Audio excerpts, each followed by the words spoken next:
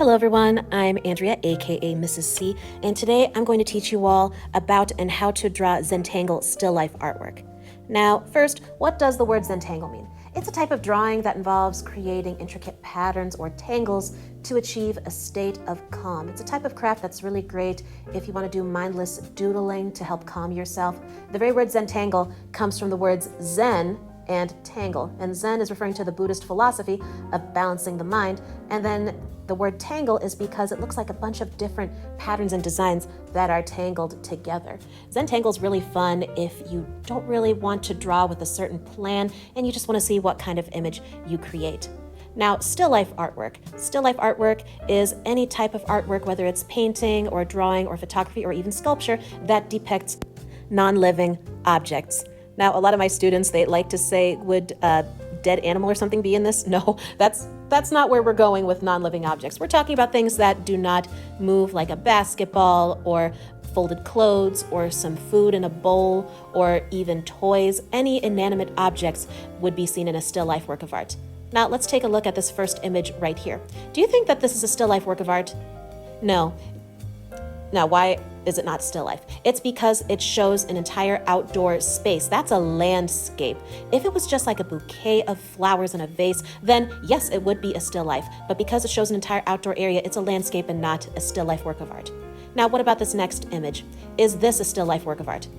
Nope, you're right again, because it shows a person or multiple people. This is a portrait. If it was showing maybe the hat or maybe the button that a person was wearing on a table, then yes, it would be a still life work of art. But if it's got a person or an animal, no, it doesn't count as a still life. Now, how about this image? Is this a still life work of art? Absolutely, because it is showing non-living objects. Now, for this particular project, my students are allowed to pick any particular items that they want to show in a still life. However, you need to pick something that isn't going to be too challenging for you to draw. And if you want to be able to look up YouTube videos in your own time so you can teach yourself how to draw some of these items, absolutely. But please keep in mind that you're going to need to capture form and value when creating the still life portion of your project. Now, form, that's when something has form or is three-dimensional, so it has not only height and width, but it also has depth. Now, something could have form, or it could be drawn or painted to look like it has form on a flat surface. Take a look at this image right here of a cylinder. Now, this is a picture of a cylinder, so it doesn't actually have form, but because of the way it's shaded and also how the highlights and the shadows are created, it looks three-dimensional, like something you could reach out and pick up. So that's implied form right there. Now, the reason that value is so important is because it helps create the illusion of form. And you also need to keep in mind what lines you are using to help make something look like it has form, not just because of the shadows. Now take a look at this square right here.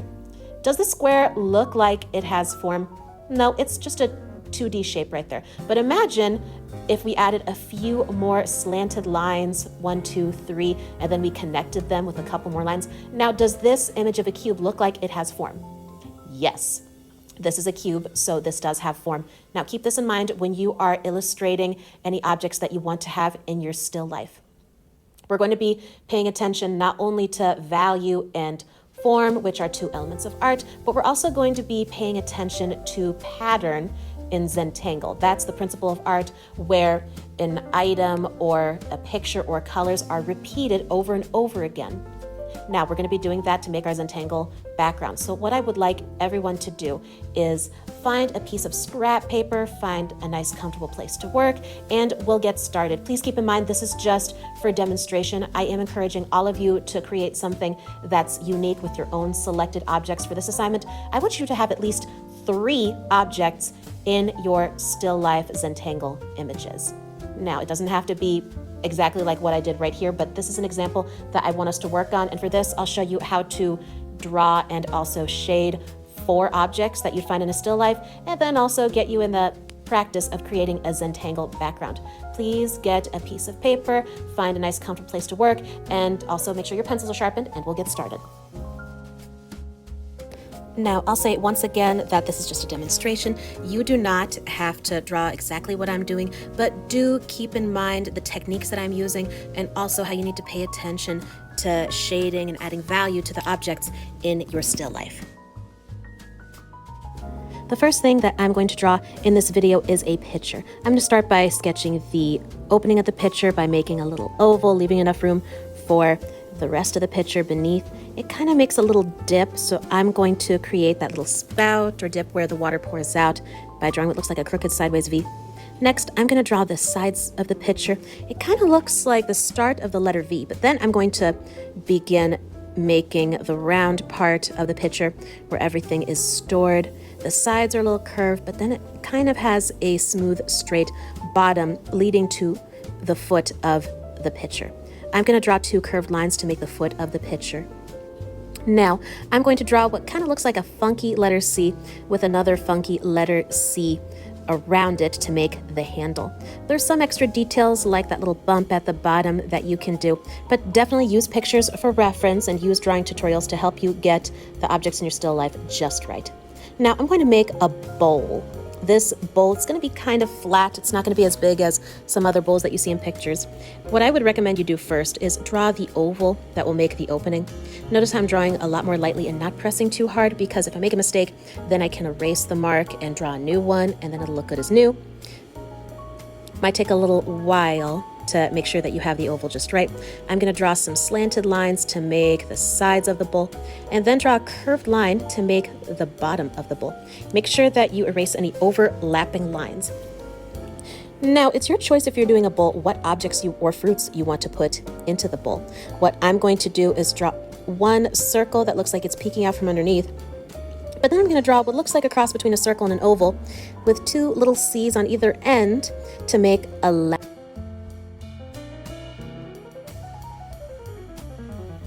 Next, I'm going to draw a pear. First, I draw what kind of looks like a crooked upside down U, but then I'm going to make some curvy, funky lines to make the sides of the pear. Then I just made a little skinny rectangle sticking out the top to make the stem for the pear. You can always add extra details like leaves or different fruits, but I'm keeping it kind of simple. I'm just adding more curved lines to make some extra lemons, remembering those little C's or bumps on either end of a lemon, drawing another little orange peeking out from behind that pear, and there we go. The third and final object I'll put in my still life is a high-heeled shoe, which is a lot more fun and beautiful to look at than it is to wear, at least in my opinion. Now first, I'm going to draw the toe. That's going to be a somewhat curved but still flat line. Then I'm going to draw the arch that goes from toe to the back of the heel. Then I'm going to draw the part that goes behind the heel, which kind of looks like a little arch, and then it's going to slide down. There's also this little divide in the leather or whatever material it is. That's where that little slanted line is there. And then make it scoop down into the part that covers the toes. Keep in mind that you are more than welcome to make any adjustments to the objects in your still life as you want. I decided to make my shoe a little bit larger in some areas, readjust some lines. You can absolutely do that. Now, because it is a high-heeled shoe, I've got to make the heel part, that spike that comes down. It slightly curves. It really depends on what shoe it is that you are drawing, whether it's a sneaker or a Birkenstock or anything else. But keep in mind that there's a little arch underneath, and then it comes down into that thin spike. It's also a little bit slanted on the other side. Remember to also draw the sole of the shoe that comes from under the heel down under the toe. Just going to finish up with those lines. And then I decided that I want to outline any parts to make my heel stand out a little bit more in my picture. All right, now we need to start adding value to our still life artwork. What I'm going to do first is create the cast shadows. That's the outline or silhouette of the objects that are cast on the table. Also make sure to color them in. If you're using a black color pencil, you can use that to fill them in, but I just continued with my normal drawing pencil.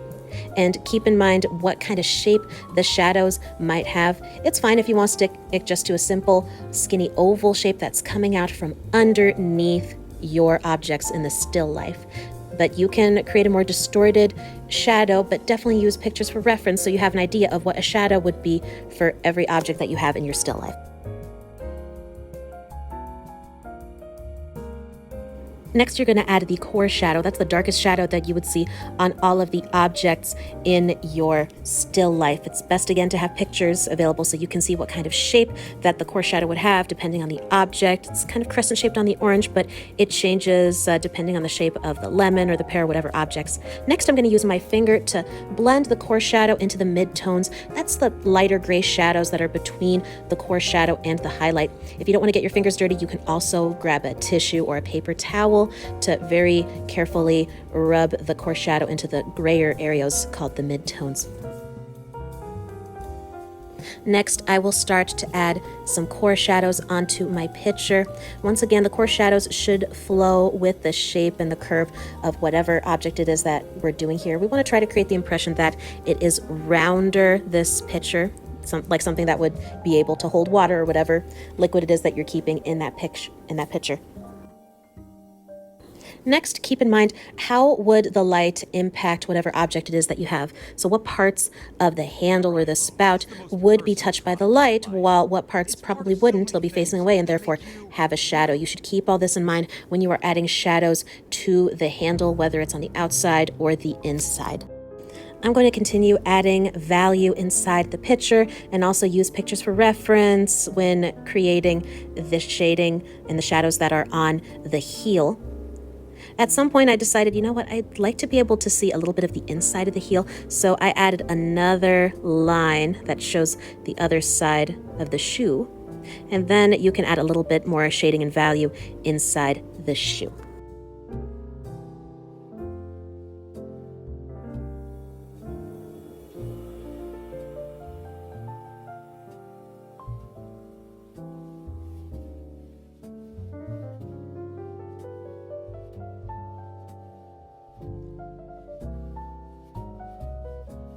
Next, here comes the fun part, the Zentangle background. You can start with pencils if you want to, but I felt comfortable enough to start with Sharpie. Though keep in mind, if you make a mistake with Sharpie, can you erase it? Nope. So if you're better off starting with pencil, go ahead. Now remember, the point of Zentangle is that you don't really go in with a plan. You just mindlessly make doodles and fill in the gaps and spaces with pattern.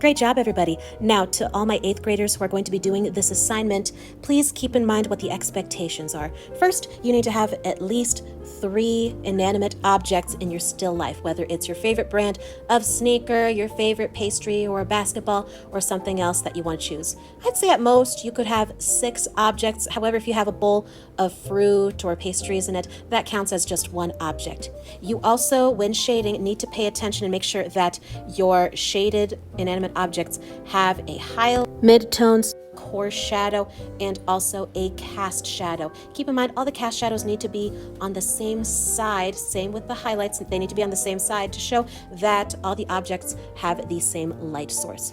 And then the backgrounds, you need to have Zentangle landscapes that really demonstrate an exploration of different patterns and lines. I hope you all enjoyed this project as much as I did.